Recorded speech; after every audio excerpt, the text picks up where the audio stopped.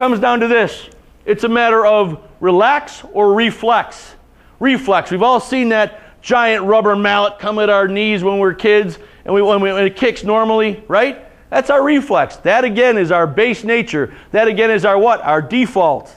That's just what happens. That's how this mechanism works. But that's not what we are. We are infinite potential, coiled up in this eggshell of a body.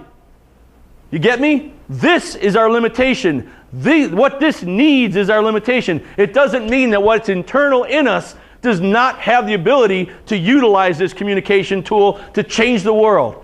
Is there anything that I'm saying to you right now that isn't practically implementable in your life? Am I saying anything here that is hocus pocus, esoteric? No, everything I'm talking about today is practical, implementable, fundamental, because it has to compete against the other crap that you believe in yourself. So I'm giving you the tools to do that because you have them. Relax. Reel in your life and love the experience. Reel in. Appreciate that you're moving at 1 billion miles a second and see the world. Don't be in a state of wait. Step up. Don't be the brand. Don't be the reflection. Step up. Be in that now. Be in that moment. Bring all your talents and go, ah. Not ah. Oh. That's the greatest sound I have ever heard in a person when they see that epiphany. Oh. You've all had it, right? Where you get that moment. I get them now. That moment where you have all the hairs stand up on your arm. That moment where you go, oh my God, this is it. That moment of take my breath away. That love, right? That's awesome. That's a symphony of epiphany. I got 1 more minute and I'm done. What we build with our internal coach to our internal team is our internal standard. That internal standard, what does that have to fight against? That internal standard of what you set is what is. I see it is. It is. I see my potential. This is what is. No more, I don't know. I don't know. Commit. This is now. This is happening. This is what I'm doing. That is the difference from funnel to fountain is. I'm sorry if I get scary when I'm like this, but you guys are freaking awesome, and I want to make sure you see how awesome you are. Because I'm going to collision and get the F out of the way. And I got 2 minutes left.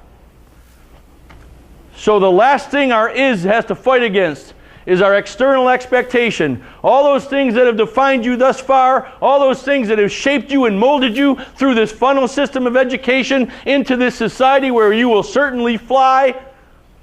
Expectation is the root of all heartache. Why? Because it creates a state of wait. It creates our hesitation. It makes us question our infinite self rather than embrace us, coach us, collision us, combine us, create us, and all of our great catharsis to our essential epiphany over and over and over again. That is the goal of what we do in this thing.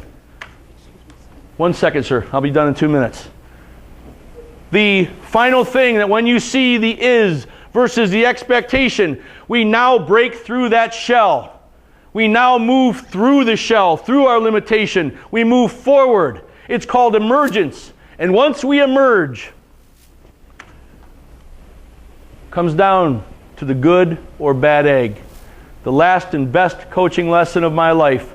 The reason why I'm a coach today was that grandmother I was telling you about at the very beginning, who was a piano teacher. Could have been, she was valedictorian of her high school. Could have been anything. She married a minister and was the choir director and played piano and was brilliant. And she was happy with her life because that was what she was given. But she could have been anything she wanted to be. But I'll tell you what, she became what she was supposed to be. And that was in somebody's life. I'd sit there and I'd say, Graham, I heard that song 10 times today. It's a horrible song. That person played it well. That person played it somewhat okay, but that beginner was awful, Graham.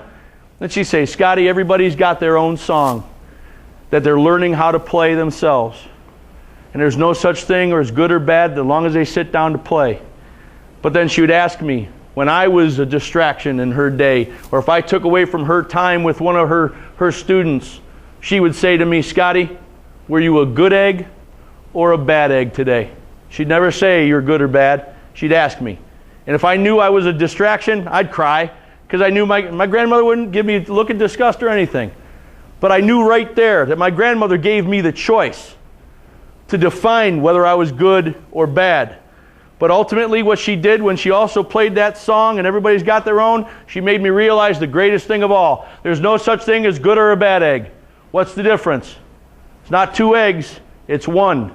The good egg is what? That which breaks through the shell and achieves another level of development. The bad egg is what? That which dies within the shell and never develops at all. Thank you.